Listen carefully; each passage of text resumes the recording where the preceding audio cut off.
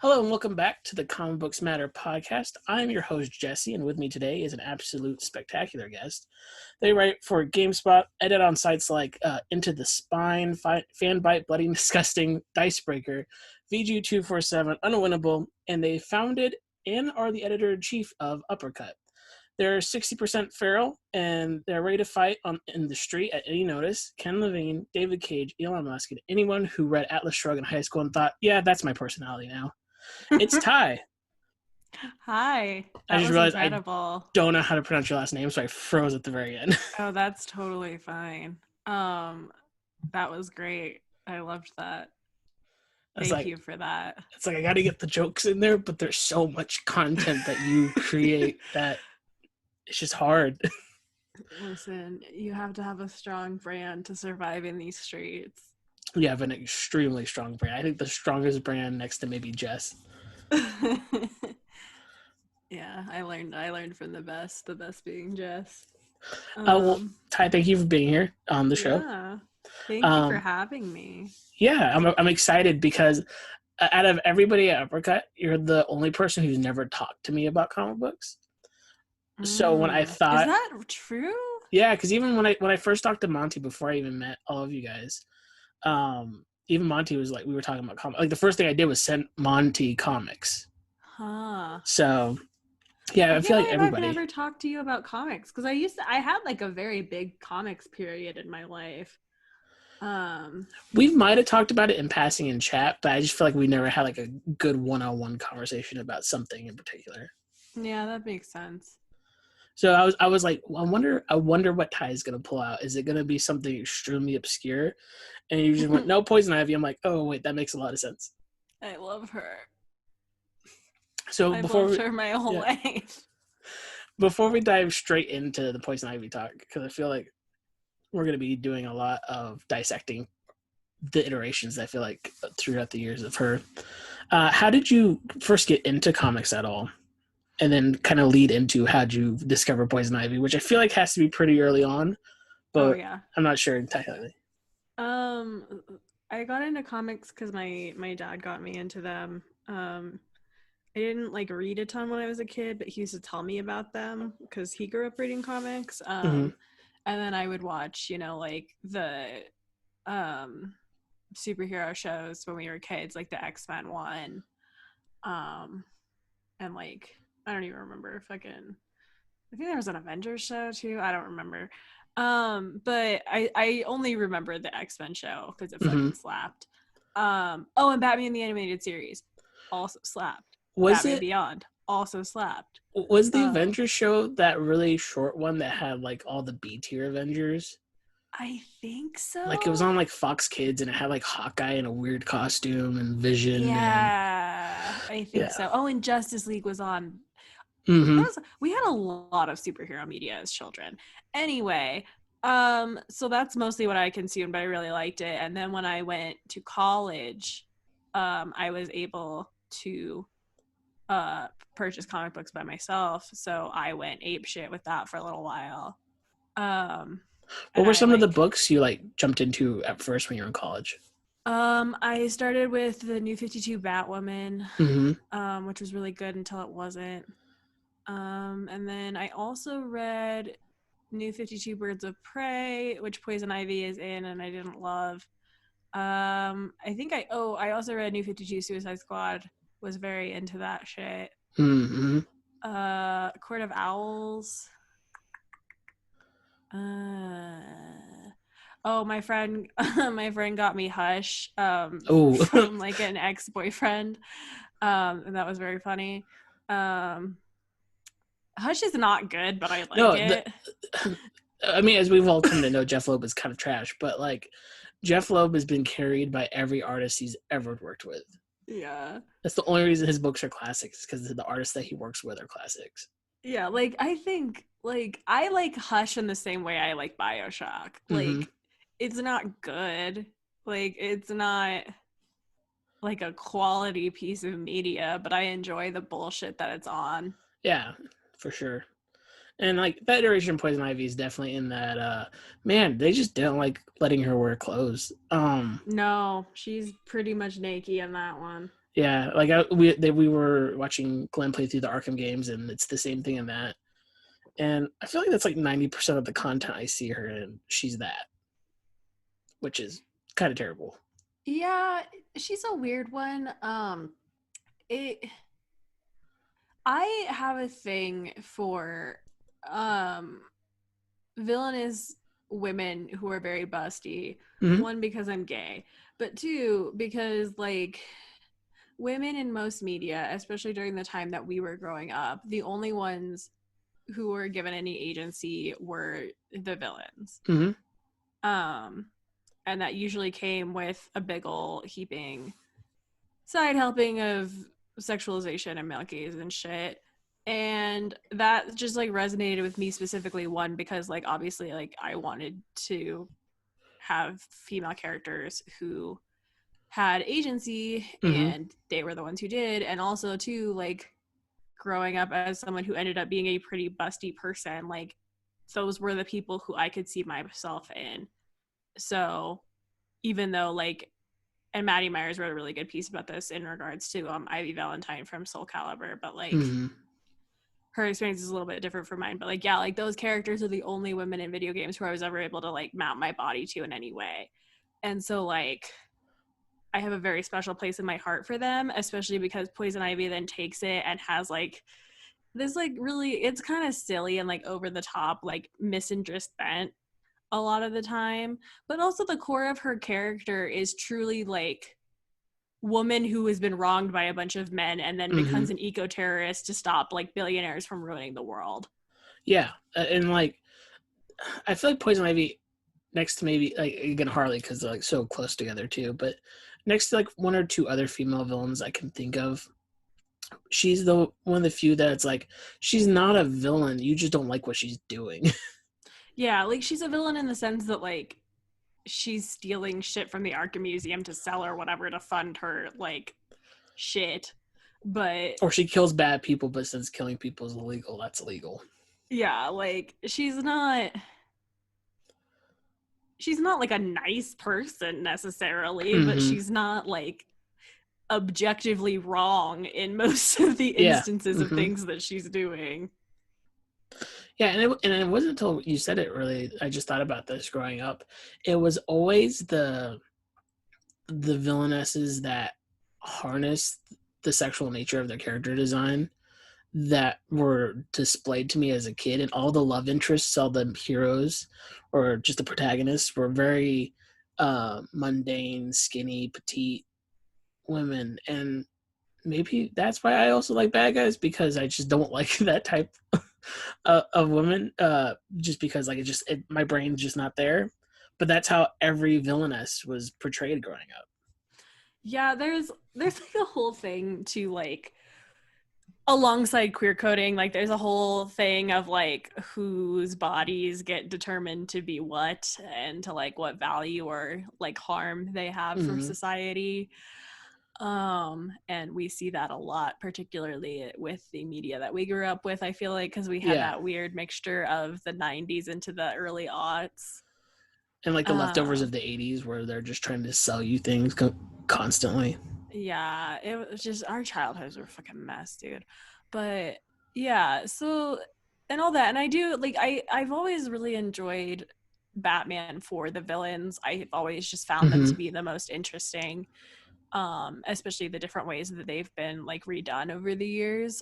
But Ivy is, like, truly one of the only ones who's just, like she's not, like Poison Ivy is a bad guy in the same way that, like, Republican white people are saying like Black Lives Matters protesters are bad people, you know? Like, and that's obviously not a one-to-one, but like it's very much like she's doing it 9 times out of 10 for like ecological reasons, and she's usually going after like CEOs of companies that are polluting and doing damage and shit. So like, man, I'm not really mad at her ever. And they're the ones usually spewing the message that she's the bad guy. Yeah. Also, like, shocker that Bruce Wayne's like, better punch this lady, my fucking millionaire ass. Yeah, I'm trying to remember what, if it was a comic or if it was in the anime series. It's one of them where Bruce is like, Ivy, I know you're trying to do good. I'm gonna fund you. Just please stop murdering people. I feel like he does that with Mr. Freeze a lot too. He's like, I'll Honestly, give you the money. if he just did stop. that more though, then so many problems would be solved in Gotham. That was literally what my whole Batman week piece was about. He can fund the theater scene for Clayface. Like, dude, literally just also like it's so frustrating that this is a complete tangent, but that's fine. In the Telltale game, it's so frustrating that they make the end choice like, ooh, do you give more money to the cops or do you give better funding to Arkham? And then like that choice just like basically doesn't come up again. And like, what a loaded thing to then just completely ignore. Yeah, and in my brain, and I guess maybe it's because I've just been I talked to so many people that lean more this way, but what kind of choice is that? It's like, do you do the bad thing or do you do the morally right thing, which is help people with their mental health? But see, I feel like that's like a realistic choice. That's like it would be given to a billionaire. Oh yeah, 100%. Like, oh, you want to like invest your money in the community? Well, you can give it to the cops who will use the money to buy more gear from you, or you can like invest in these like mentally ill people. Yeah.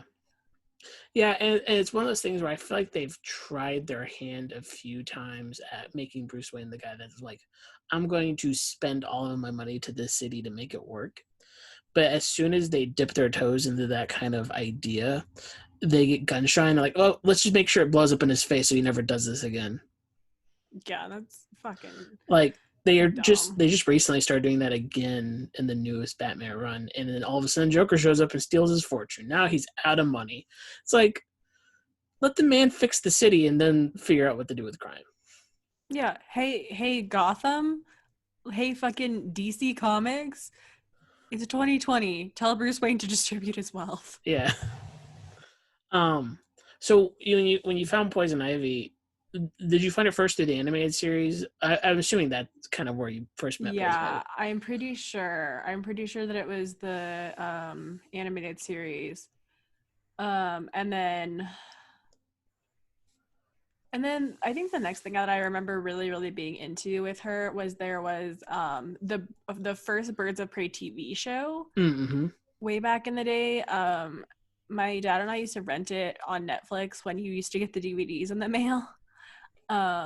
And on the DVD, like special features of those, they had a bunch of like Harley and Ivy shorts. Oh, okay. Like animated ones or little animated ones, and sometimes they were like full Gotham City Sirens, and it was all three of them, and they were really cute, and like I really, really love the art style, and so like that's how I got introduced to the Gotham City Sirens in general, and also the Birds of Prey. I think I saw that online because I think it was like an online Flash thing back in the day. Like Warner Brothers did a bunch of those, and I remember watching them all the time. And I'm like, I feel like if my parents walked in the room right now, I would get in trouble for watching this. Yeah, because they were cartoons, but like they were not like kids cartoons. Yeah. But I remember really, really liking those and really enjoying the characters. And then I think from there it was just like. I love to get down Wikipedia holes. So for a long time, since I like didn't really have super easy access to comics, I would just like spend hours reading like Wikipedia articles. So I've read Poison Ivy's Wikipedia article like many times. So I can probably tell you like every origin story she's ever had. I can tell you about the time that fucking Batman murdered the guy who turned her into Poison Ivy because he turned into a plant mutant man and was selling like hyper-powered weed. And since Batman is the hyper-powered cop, his greatest enemy is hyper-powered weed. Yeah, no, he slices this dude's head off. It's so but fast. It doesn't count because he's physically a plant. Yeah, there's a lot of loopholes in Batman. Shout out to the Floronic Man. What a wild character. I feel like with every origin with Poison Ivy, at least the ones I know of for sure, like the animated ones, the live action ones, and the comic ones, they always kind of like the abuse that she suffers from the people around her, and mostly men, they just sidestep it real fast. They never spend any time to really dwell on any of it. They kind of treat Poison Ivy like a softer version of like a character from a revenge flick. Mm-hmm. Just in that, like, most of her stories entail her being turned into what she is by a man who she's like working with or in a relationship with. And that's the other thing too, is she's a fucking scientist. She's like a doctor. She's like a PhD in botany and shit. Like, she's smart as fuck. And these dudes like end up fucking her over in a lot of her origin stories. And then from that, instead of kind of detailing like it, she really does have like a soft core horror revenge flick arc with those a lot of the time, where it is just kind of focusing on her like hunting them down. And I feel like the pulpy nature of her character like is shines brightest at Batman and Robin, because I mean that movie as a whole is just a lot of pulp. Like, I love that movie, but I hate that that's the only like on-screen like movie representation of Poison Ivy. And it's very much like it's Princess Diaries bad guy edition. Like I am this nerd who no one really cares about. Oh, my friend or my partner is being evil and selling drugs to the highest bidder, which that scene does not age well. And for a lot of reasons. And then she gets murdered, and then she comes back and then murders him, and then it's the whole idea is like, I'm gonna make the whole world plants. It's not great. But I feel like it like boils down how most writers kind of approach, maybe not modern day Poison Ivy, but like classic Poison Ivy. That movie boils down the pure essence of it, which is she's just somebody in a pulp novel that you read in the 50s, but she has plant powers. Yeah, well, and I mean, I think that's true to a degree too, because like she was directly based on Betty Davis. Like her original character design and everything was like directly based on Betty Davis. So she kind of was intended to be that, I think. Which is interesting, and I don't remember when she was created. I don't remember what her first appearance is. I want to say she was relatively early, but also there's so many fucking iterations of Batman, I genuinely couldn't say. Yeah. And I feel like the modern iterations, except for I guess kind of what happened in Heroes in Crisis, but like the more modern stuff has given her a chance to breathe and expand. The only other thing I think about when it comes to like her limitations as a character, or at least how people treat her limitations as a character, is whenever she's paired up with Harley in a lot of ways, it feels like she's just there to be what's the word I'm trying to feel like the right phrase for it. Kind of like a lightning rod in the same way for like the Joker is for Harley, but a more positive one. So like she bounces off of Ivy, and Ivy's there to listen to her and it's like psychoanalyze her. Yeah. But it doesn't really give any time for their relationship to dive any further. No, I agree 100%. The amount of fan fiction I have read about just this. There's so many fanfic writers out there who are like, what if you just actually let them develop? Yeah. I haven't watched the Harley Quinn show, so I don't know how that goes. I've heard good things, but I also haven't watched it yet. All the clips I see is the same kind of dynamic, so I'm not sure. Yeah, I'm not sure either. But I still, I think I like the idea of Harley and Ivy more than I do like any actual representation of it I've seen. Other than I do really love the Harley and Ivy graphic novel. The more recent one? Where like it's like Ivy comes back kind of as a clone of herself. No, it's like I think it's the first one, the one where they like go to the Amazon. Okay. It's just really cute. It's like a weird slice of life thing, because like I don't remember why, but they like just pick up and move to the Amazon because Ivy's basically like fuck Gotham and just like goes to the Amazon to like help with like reforestation and shit there. And there's more to it than that because it is like a whole like trade link thing, but that's like the inciting incident. And there's like a whole section where like Harley is just super miserable and like hates it there and is like covered in bugs and shit. And they're just like really cute together. And I'm like, see, this is good. Why are there not more like, because like that's the thing, right? I was thinking about this too. Even we recorded our PAX panel with the kind of NYC guys about the Pokemon spinoffs. And I promise this is related. We were talking about how like with Pokemon spinoffs, like what we like about them and like what we want to see from them and what helps them keep the magic of Pokemon. And I was kind of saying like, I don't actually think I've seen like the spinoff that I would want because like I do kind of want to see the more slice of life stuff. Yeah. And like the Harley and Ivy graphic novel is that. And I wish that more of like the superhero universe stuff had that. Yeah. Just because like it's nice. Like it just shows that they're people. And like sometimes, yeah, like why would you stay? Yeah, I mean that's kind of a lot of the arguments too for the Marvel side of things is there's a lot more not personality, but it's personality, but not the sense of like what people like who they are, but more like I feel like they're people versus DC, where a lot of writers describe DC as they're just gods, and you have to deal with them being gods all the time. Which Jesse, you can't look me in the eye and say Captain Boomerang doesn't have a personality.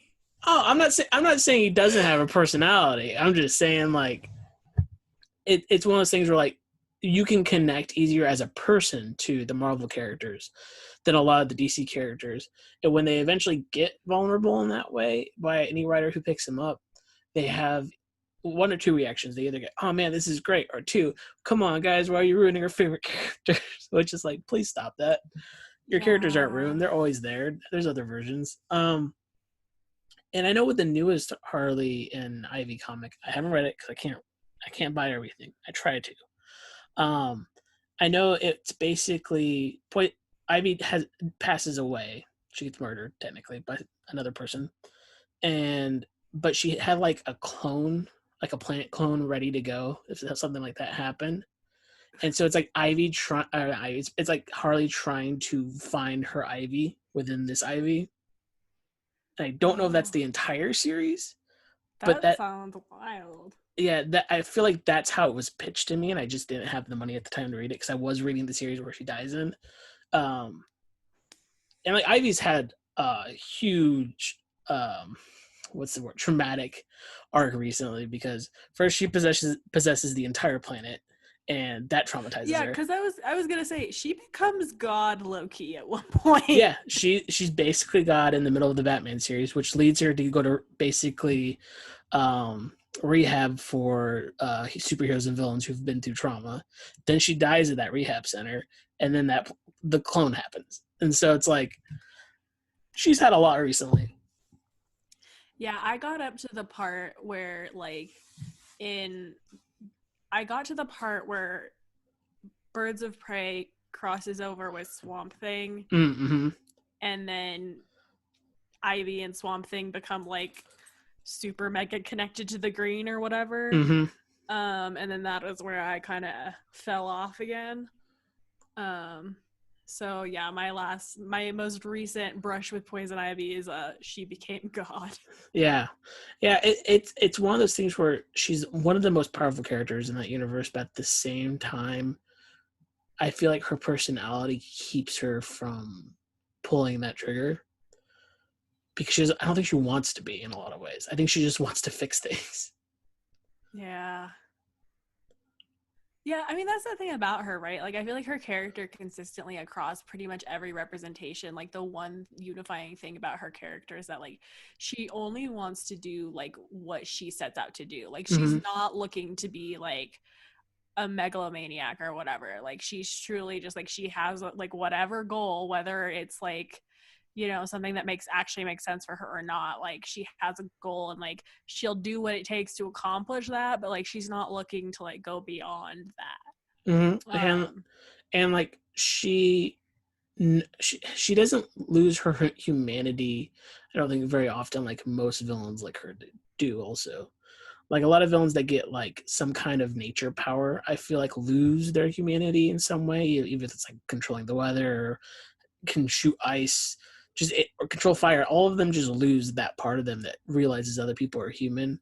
Where I feel like Ivy still has that, but she understands that humans are terrible too, and she won't tolerate that. Yeah, I like Ivy's relationship with humanity largely because, like, instead of her being like cold and like, because there is part of her that's cold and uncaring in a Mm-hmm. lot of depictions, but it comes from that place of anger at humanity. And so like it, like her rejecting her humanity is her rejecting like that badness that she has seen. Yeah. And like I like that so much more than just being like, nature is sublime and does not care about you. Cause like, yeah, I could just figure that out from like looking at a mountain, you know? Yeah.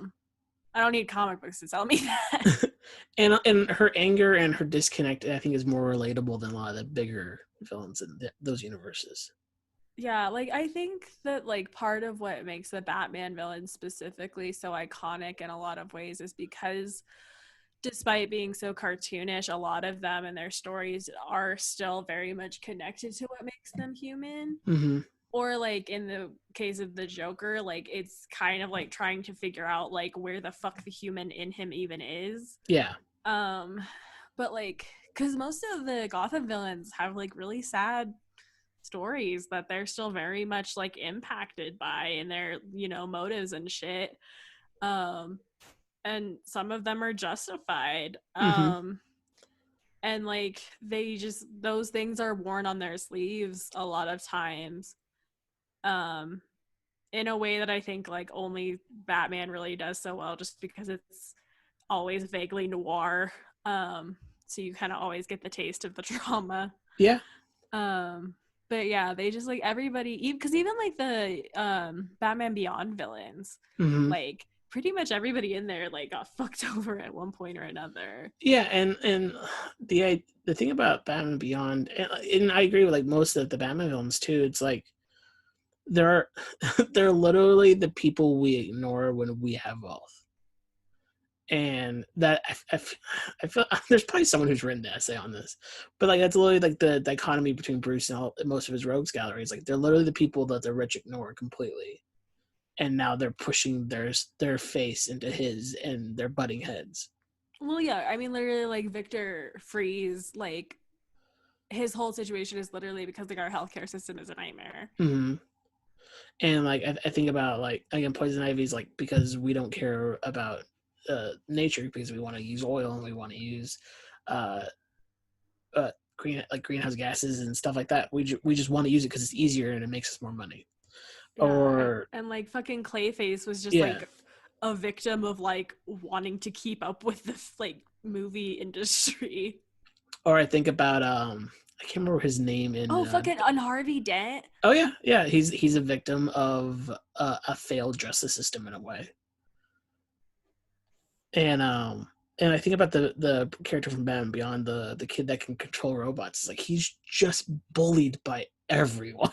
Yeah.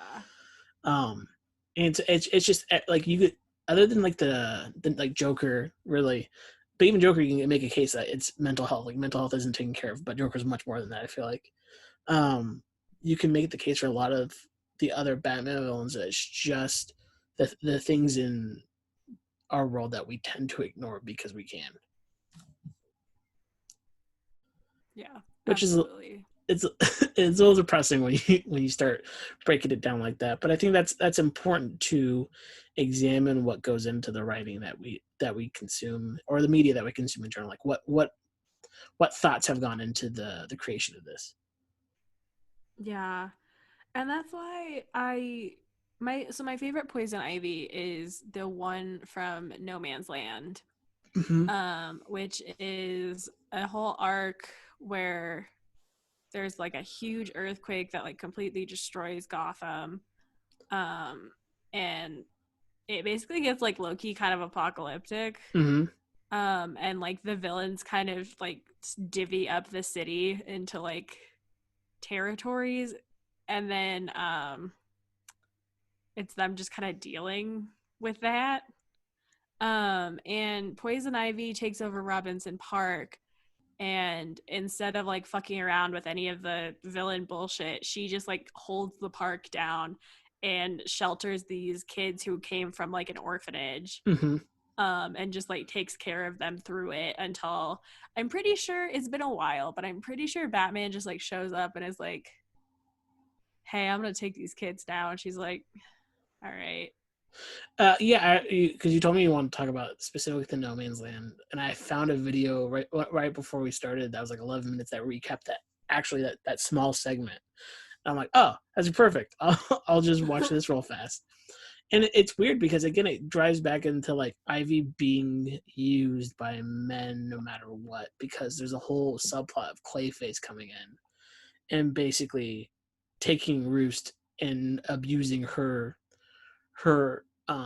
what's the word, her hope that someone will work with her, to the point where basically Batman shows up and she's like captured by Clayface and he's basically forcing her to make fruit so he could make money in Gotham. Yeah. And it's like, come on. And then like, but then she manipulates Batman to getting her out because she says, oh, I have the thing you want. And then turns out she broke the thing he wanted a long time ago, but she knew that this is the only way to get out. So it really shows that dual side of that we were talking about with Poison Ivy, where like everybody men just treat her poorly to the point that she retaliates, and then she's always the bad guy because of that. Yeah. And I just like, I like that because that arc just feels like very true to her, and like the parts of her character that are like bad and or sad, like what you were just talking about with like Clayface and just like the way that men treat her, but also like she goes out of her way to like look out for these kids. Yeah. And it just proves like she does care about things. She's Yeah. not someone who's just doing this for like, you know, the sick thrill or whatever. Like she has morals and principles, and when like these kids need somewhere safe to be in this like hellscape, she is the one who takes them in and protects them and is like ready to take on anybody to keep them safe.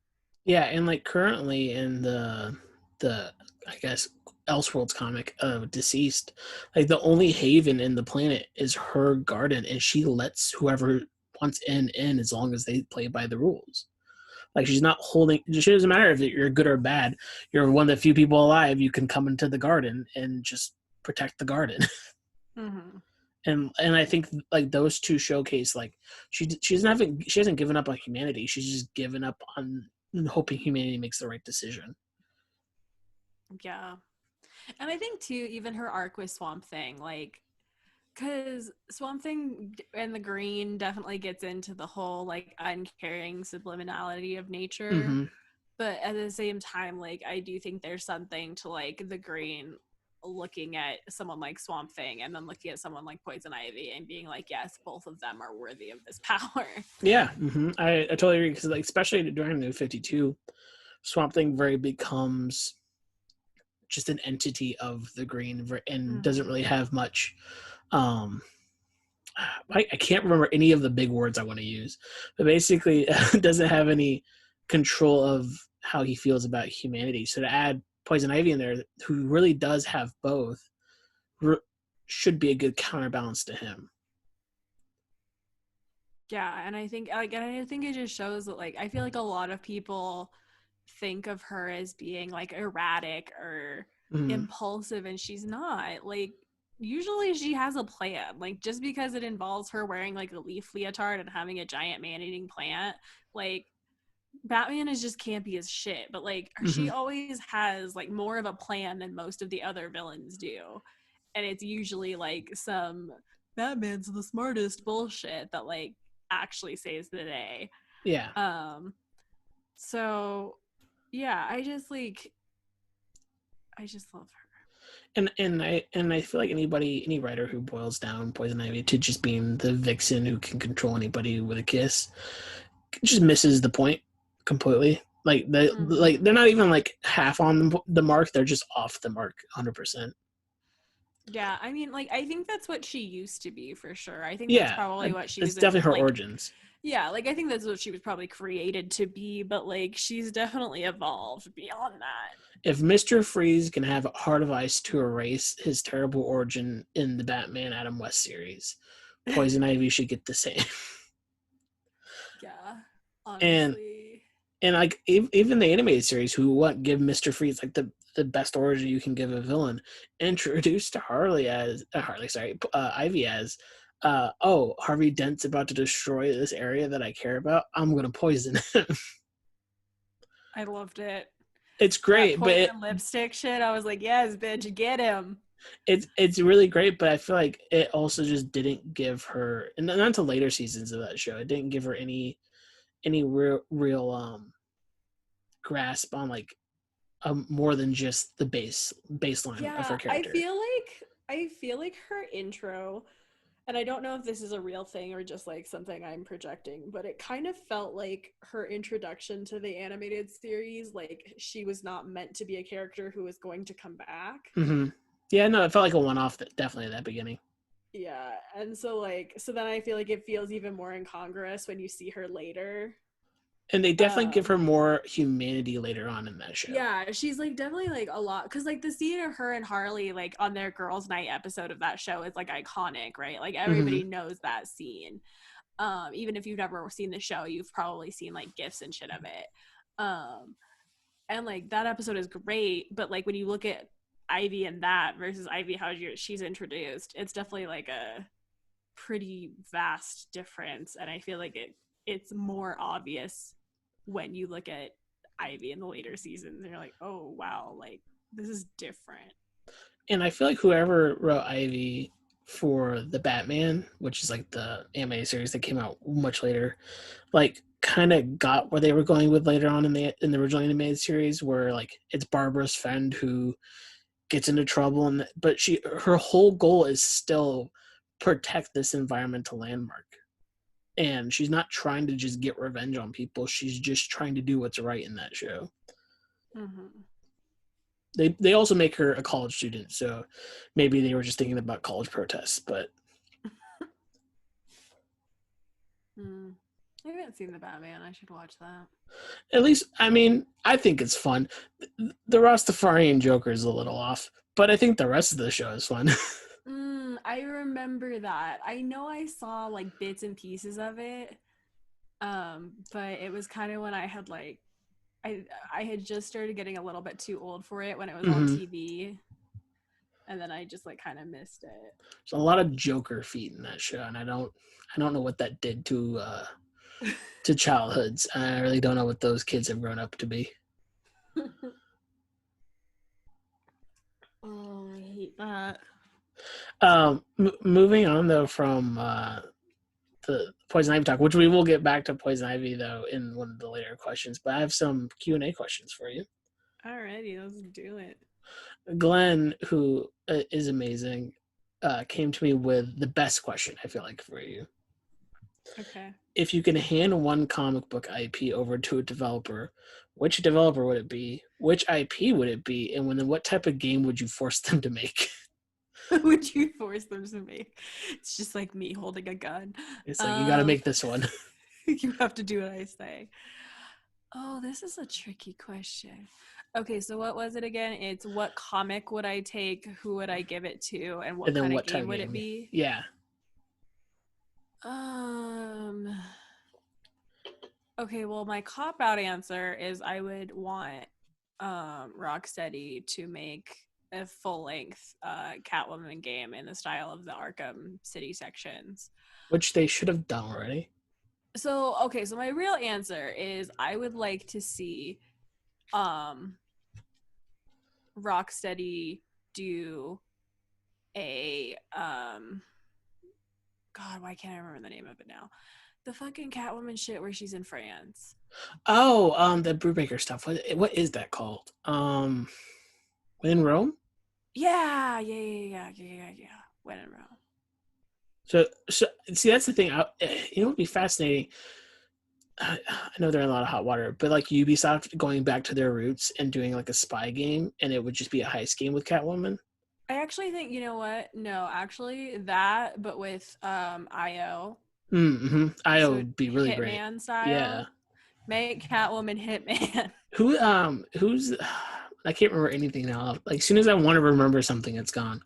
The farming game you guys just talked about on Indie Mixtape. Stardew? Stardew, thank you. Oh, whoever the one guy is that does Stardew, just make a Harley Ivy farming sim where they can grow up together, have a Oh, that wonderful would be life. Oh, you should grow little man-eating plants. Yeah, sell them to other villains. That would be really fun. That would be cute. DC, that's a free idea. Just make a cute villain game. Everybody loves cute villains. Get on it. And then the next question I have would be, well, who no, they're casting new Batman stuff. We have Robert Pattinson, we have Zoe Kravitz, but people are talking about like they need to do Poison Ivy again, which I would be interesting to see Matt Reeves put in something superpowered like that. Because I feel like all the Batman directors are like, no superpowers, we don't want superpowers. Yeah, because they're cowards. Yeah, but who would be the perfect new live action Poison Ivy for you? Lupita Nyong'o. All right, that is the definitive answer. You heard it here, folks. Like, that's going to be the casting now. Ty is part of the casting crew for that movie. This is a world premiere of who's going to be playing Poison Ivy. A lot of people are throwing around Lady Gaga. I'm like, okay, that's fine. I haven't seen anything she's been in, but I like Lady Gaga. I like Lady Gaga, but I've only seen her in American Horror Story Hotel, and I'm pretty sure she's just playing herself. Yeah, I feel like that. So I don't like. I really wish that more of the DC stuff would find actors who like aren't already known. Yeah, I agree.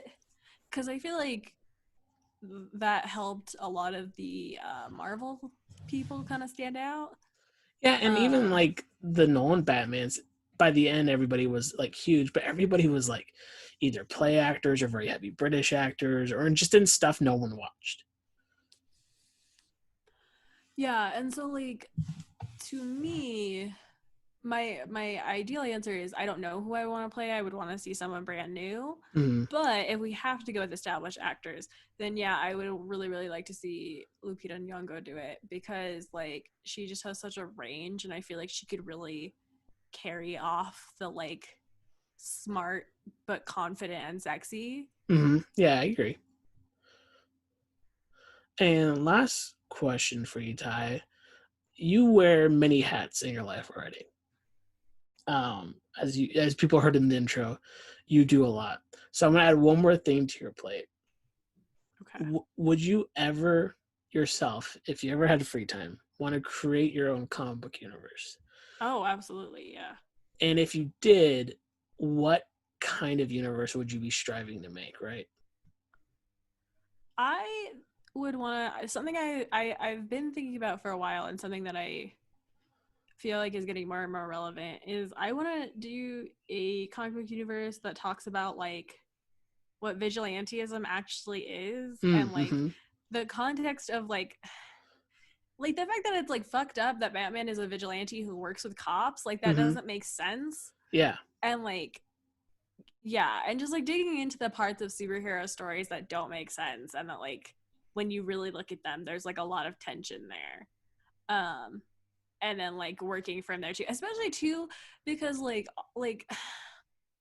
I love X-Men, but the whole like comparing people born with superpowers to marginalized people thing is bullshit, just because like technically speaking, like yeah, people kind of have a right to be afraid of someone who can shoot laser beams from their eyes. Yeah, I feel like a lot of those things could pass back then, but now it's like, well, this is ridiculous. Yeah, well, and it's just a false thing, right? Because like it kind of, the implication is kind of like, oh yes, like queer people or people of color like are just as dangerous as someone who could kill you by looking at you. Yeah, and like that's a false equivalence. It just is. Yeah. And so like I think definitely something that's not trying to like flirt with, oh, like these heroes are oppressed because they have to be registered or whatever. Like just like looking at like the ways that like, yeah, like that's complicated and like weird when you really look at it.